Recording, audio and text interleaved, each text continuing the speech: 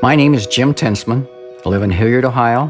What made me start running? That is a very good question because about age 44, I went to buy another suit from John, my tailor. He was very honest with me, and John said, "Jim, you can't buy a suit. Your belly's too big."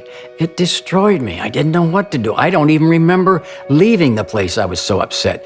So I tried to take the dog around the block, and I tell you, I never realized how hard it was to run. I mean, how much energy it took with muscles that weren't ready to do it. It inspired me to try to do something to better myself physically and mentally.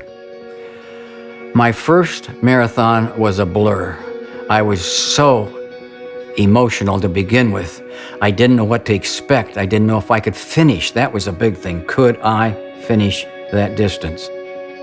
I know you can do more than you think you can do. I have hit the wall at many different mile markers, like 12, 14, 16, 20. I think I had a couple marathons I made it through without hitting the wall. So what's so great is to be able to run through that pain and get to the finish line and say, I did it. People get caught up in work and don't think about themselves. And I think that people should get out there and start moving. That's one word I use many times. Don't worry about it, move. Setting records, I think it's so interesting because I set records for myself. I set records that Jim Tinstman doesn't think he can accomplish at the time, but does. I am not fast enough to set world records, but I'm very happy with my personal records that I set. I sometimes wonder what's going to happen. I'm going to have to quit someday, but it's not going to be today and it's not going to be tomorrow. Don't tell me I can't. That's what makes me go. I just enjoy it so much.